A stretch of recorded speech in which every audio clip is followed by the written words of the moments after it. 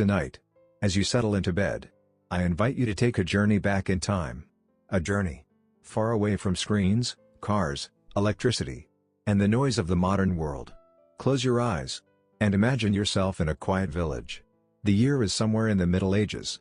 The air smells of wood smoke and damp earth. The streets are not paved with concrete, but with dirt and stone, worn down by the slow steps of peasants. It is evening now. The sun is setting beyond the horizon, painting the sky in shades of gray and gold. A bell from a distant church tower rings softly, echoing over the fields. In small wooden cottages, fires crackle in the hearths, sending up gentle plumes of smoke that curl into the sky. Life here moves slowly. Much more slowly than in our world today. There are no cars rushing by. No glowing lights from tall buildings. No buzz of electricity. Only the sound of footsteps on creaking wooden floors. The rustle of hay in the wind. And the quiet murmur of families ending their long day. As you listen, let yourself drift. Imagine the weight of the day slipping off your shoulders. Just as the villagers let go of their work and sink into the silence of night. This is not the world of kings and castles, but of ordinary people. Farmers, shepherds, children running barefoot on the dirt paths. It is their lives, their routines, their struggles, and their small joys that we will explore. And while these details may seem ordinary, and perhaps even a little dull, that is exactly what makes them calming. The rhythm of chores, the repetition of tasks, the slow passage of days. All of it has the power to quiet the mind, and invite you gently into rest. So breathe slowly. Settle deeper into the warmth of your bed. And allow yourself to wander back into the medieval night. Let us begin with the ordinary day. The kind of day that filled most of life in the Middle Ages. The sun rises slowly over the countryside. Its pale light touches the wooden beams of small cottages, seeps through cracks in shutters, and spills across the dirt roads of a tiny village. Roosters crow in the distance, a familiar sound that signals another day of labor. Inside a cottage, a peasant family begins to stir. The room is cold. The stone floor beneath their feet chills the skin. And the faint smell of smoke and damp straw lingers in the air. A wooden door creaks as it opens, its hinges groaning softly, echoing in the morning silence. The day begins not with excitement, but with routine. Someone must fetch water. Someone must grind the grain. Someone must tend to the animals. And so, the rhythm of daily life begins. Outside, the air is fresh, but heavy with the scent of dung and damp earth. The ground is uneven, packed with mud from the last rain. A woman bends down, lifting a wooden bucket, its handle rough against her hands. She walks slowly toward the village well. Step after step. Steady. Repetitive. The bucket swinging at her side. Other villagers gather too, waiting their turn, voices hushed as the morning unfolds. At the well, a rope creaks as it unwinds. The bucket disappears into the darkness below, splashing softly into the water. The rope pulls tight, and with effort, the bucket rises back into the light. The water inside ripples, catching the early sunlight, shimmering briefly before settling again. This task is done every day. Not once, not twice, but many times. Over and over, the villagers fetch water. Because life in the Middle Ages depends on repetition. Back at the cottage, another sound begins. The steady, dull rhythm of grinding grain. A heavy stone cairn sits in the corner, worn smooth from years of use. Grain is poured in, handful after handful, and the stone turns slowly, pressing, crushing, breaking it down. The sound is low and steady, like a heartbeat of the home. Scrape, grind, hour after hour. This is how bread is made. And bread is the center of life. In another corner, children stir. They rub their eyes, pull rough woolen tunics over their heads, the fabric scratchy against their skin. They step barefoot onto the cold stone floor, shivering slightly as the chill runs through their bodies. A wooden spoon scrapes against a clay bowl, stirring a thin porridge. Nothing sweet, nothing rich. Only oats softened in water. The smell is plain, but it is food, and it is enough to quiet the hunger. Outside, the fields are waiting. Men pick up wooden tools, their surfaces splintered from use. The soil is heavy and dark, damp beneath the weight of last night's stew. The work is hard, but it must be done. Plowing, sowing, harvesting. Depending on the season. Each movement is slow, deliberate, repeated again and again. Hands blister, shoulders ache, but still the work goes on. Animals stir nearby. Cows shift in their stalls, hooves clopping softly on the floor. The smell of hay mixes with the sourness of manure. A goat bleats faintly, waiting to be milked. The sound of milk hitting a wooden pail is steady, rhythmic, almost hypnotic. Drip, drip, drip, until the bucket begins to fill. Everywhere, there is work. Everywhere, there is sound. The steady creak of wood. The scrape of tools on stone. The soft murmur of voices, low and tired. This is not the story of adventure or grandeur, but of survival. And it unfolds slowly, like the passing of the sun across the sky. Hours drift by. The rhythm of the day does not change. Tasks are repeated, endlessly. Fetch water. Grind grain. Feed animals. Mend tools. Every step, every action, is part of a cycle. A cycle that never truly ends. The air grows warmer as the sun rises higher. Sweat beads on foreheads, trickles down backs, dampens rough clothing. Hands ache from labor, but no one stops. The work is expected. The work is life. And yet, there is calm in this rhythm. The villagers do not rush. There are no clocks to chase them forward, no alarms to jolt them awake. Time is measured by the sun, by the shadows, by the slow turning of seasons. Everyday hardships are hard. But they are also steady. Predictable. Almost soothing in their repetition. As the day continues, children gather sticks for the fire. The crack of twigs echoes in the quiet air. Women scrub clothes against wooden boards, dipping fabric into cold water, twisting, wringing, repeating the motion again and again. The sound of dripping water, the slap of wet cloth, fills the space between words. By midday, the village is alive with quiet effort. The smell of smoke lingers heavier now, the fires burning hotter. Pots bubble with thin stews, flavored only with what is available. The crackle of firewood, the bubbling of water, the clinking of wooden spoons, each sound a note in the song of the day. And still, the hardships continue. Tools must be carried, wood must be chopped, the land must be worked. There is no choice. The day stretches long, and each moment is filled with labor. But slowly, as the sun begins its path downward, the work begins to ease. The villagers' movements slow. The buckets are filled once more. The grain is ground once more. The animals are fed once more. The cycle of the day nears its end. And in this endless cycle, there is comfort. The same tasks. The same sounds. The same hardships. Repeated every day. Every week. Every season. It is this rhythm that carried the peasants through life. Hardships that seemed endless.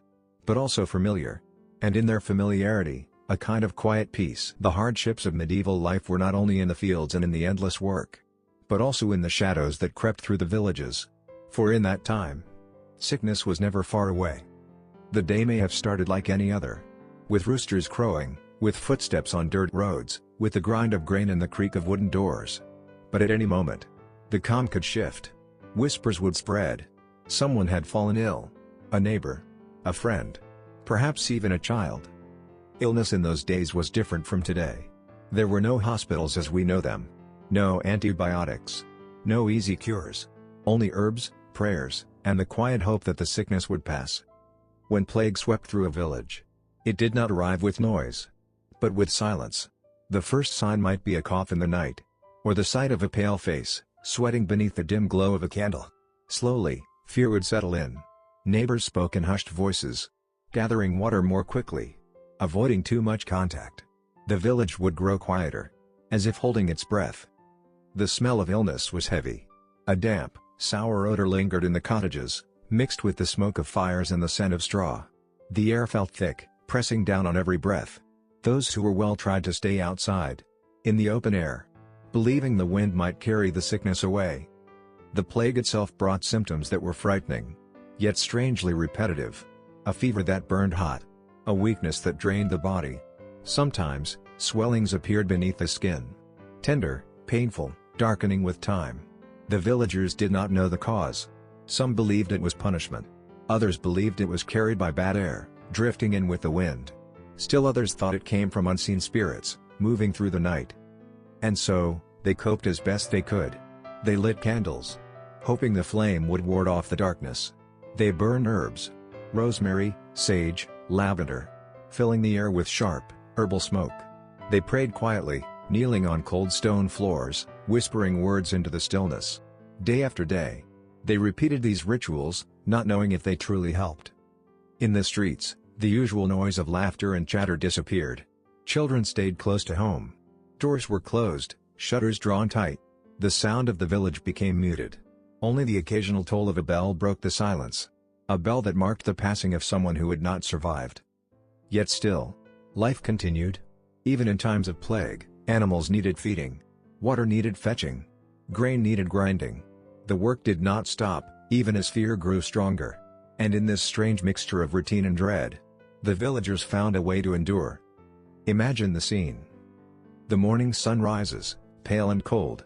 A woman steps outside with her bucket, walking toward the well. Her movements are slower today, her eyes tired, her body heavy with worry. She nods to her neighbor, but they do not step close. They keep a distance, each respecting the invisible line drawn by fear of sickness. The rope creaks as she lowers the bucket. The splash of water echoes. The sound is sharper in the quiet air. She pulls the bucket up again, heavier than before, and carries it home, the weight pulling at her shoulders. This simple act, repeated daily, feels different under the shadow of disease. Inside another cottage, a man lies on straw bedding. His breathing is shallow, uneven. The room smells of smoke, herbs, and sweat. Beside him, a child stirs the embers of the fire, trying to keep the room warm. A clay cup sits on the floor, filled with bitter tea made from boiled roots. Each sip is slow, difficult, but it is all they have to offer. Outside, the village remains hushed. No loud calls, no songs. Only the soft rustle of wind through the trees. The distant bark of a dog. And the quiet footsteps of those who still must work. The plague comes in waves. Some days are harder, filled with the sound of coughs behind closed doors. Other days are quieter, calmer, as if the illness has passed by. But always, there is the memory of it. The fear that it may return. And still, the villagers find comfort in small things. The warmth of a fire. The familiar taste of bread, even when plain. The sight of the sun breaking through clouds after days of gloom. Each small comfort is treasured, held close, repeated daily to calm the heart. In this way, they endured. They lived through the plagues. Through the endless cycles of sickness and health. Through the whispers of fear that drifted from door to door. And even in the darkest times, life continued. The smell of bread baking. The creak of doors opening. The sound of footsteps on the dirt road. These were the rhythms that carried them forward. So as you listen now, let yourself imagine that quiet village. The hushed whispers. The heavy air. The steady repetition of daily life, even under the shadow of disease. And let that rhythm, that slow, unchanging rhythm, bring you peace. For even in the hardest times, life continued. And in that continuity, there is calm. In the Middle Ages, food was simple. There were no supermarkets filled with endless choices. No bright packages or colorful flavors. Meals were plain, repetitive, and often scarce. Yet in their very plainness, there was a rhythm, a comfort, a quiet routine that shaped daily life. The most common food was bread. Bread made from coarse grains. Rye, barley, or oats. It was dark, heavy, and sometimes sour. Not the soft, fluffy loaves we know today. But dense, rough, filling. Each bite was chewy, carrying the taste of earth and smoke from the fire. Bread was eaten every day. With every meal. Over and over again. Its texture, its weight, its taste, became the foundation of survival. Alongside bread was pottage. A thick, simple stew. Made by boiling whatever was available. Grain, beans, a few herbs, sometimes a scrap of meat or bone. It simmered slowly in a clay pot, hanging above the hearth fire.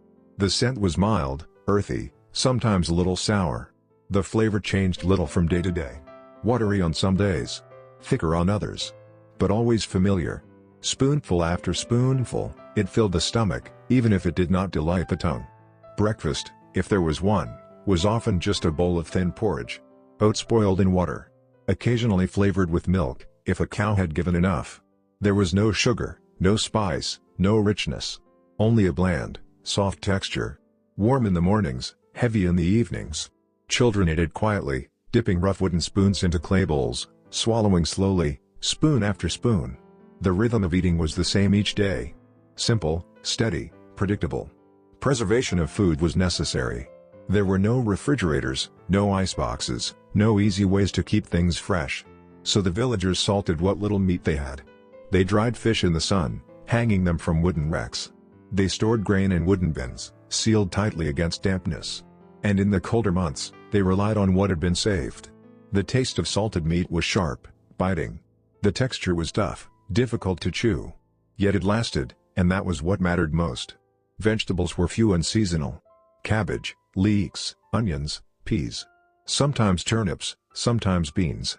Always boiled, always softened until they lost their sharpness. Their flavors blended into the pottage, so that every meal seemed to taste almost the same. Mild. Repetitive. Filling. Never extravagant, never exciting. On rare days, there might be cheese.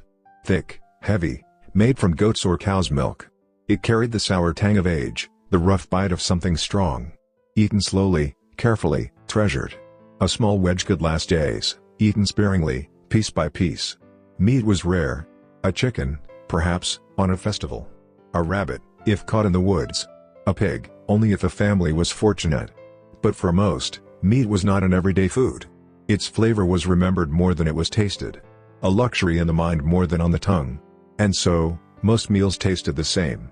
Bread. Pottage. Porridge. Vegetables. Day after day. Season after season. Year after year. The sameness might feel dull to us now. But in that time, it brought stability. Each bite of coarse bread reminded the villagers that they had survived another day. Each bowl of porridge carried them into the next morning. The food was plain, yes. But it was steady. And in its steady rhythm, there was comfort. Imagine the scene. A wooden table, rough and uneven. Clay bowls, chipped from years of use. A pot hangs above the hearth fire, steam rising slowly into the dim air. The smell of boiling cabbage fills the room, sharp yet familiar.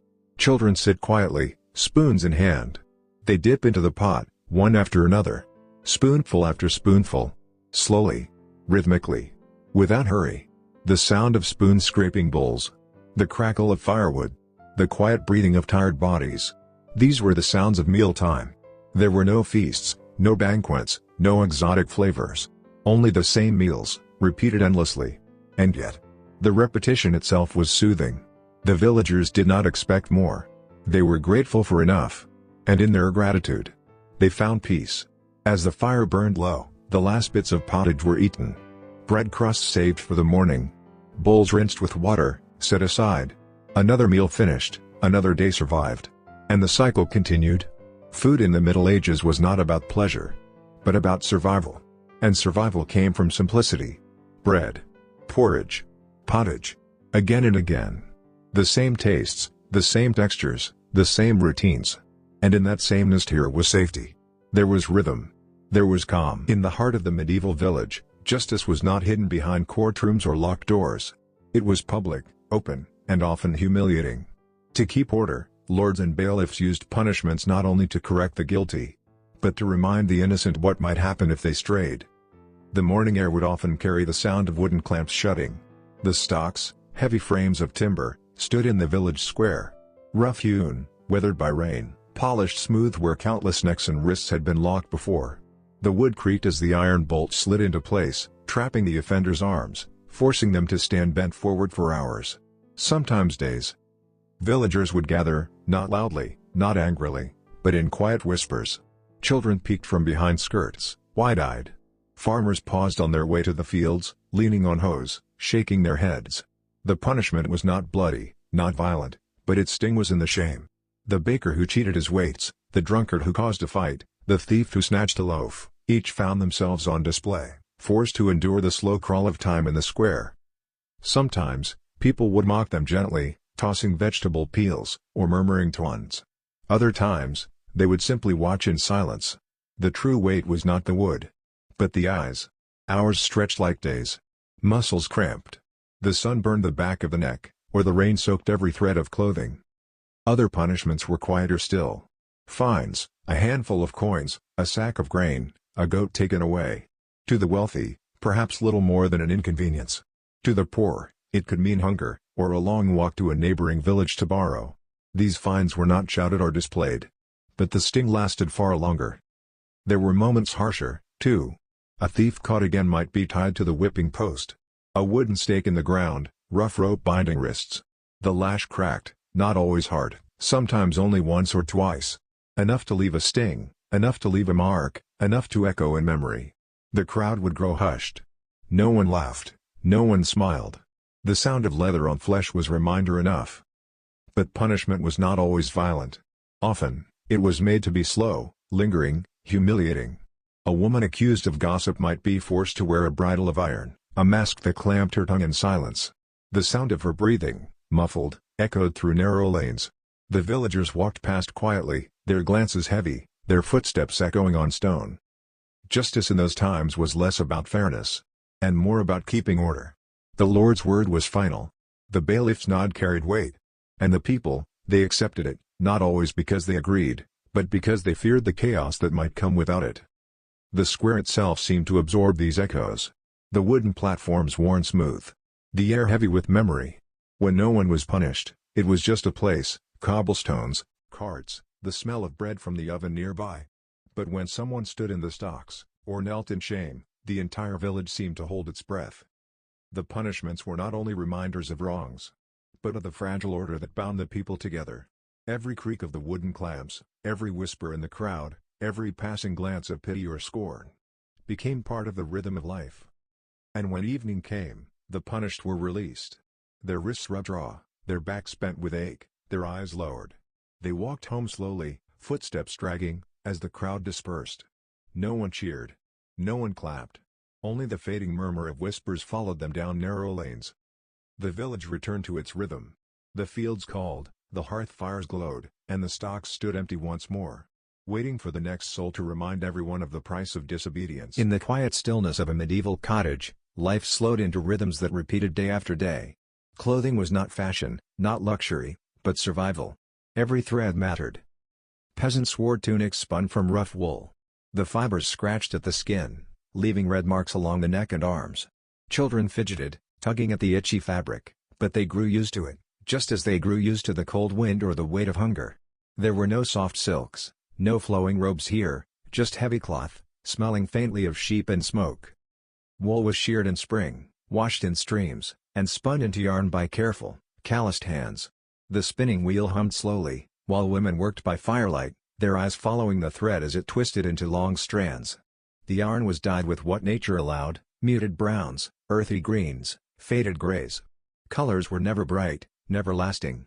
They belonged to the soil, to the forests, to the earth itself. A tunic was simple.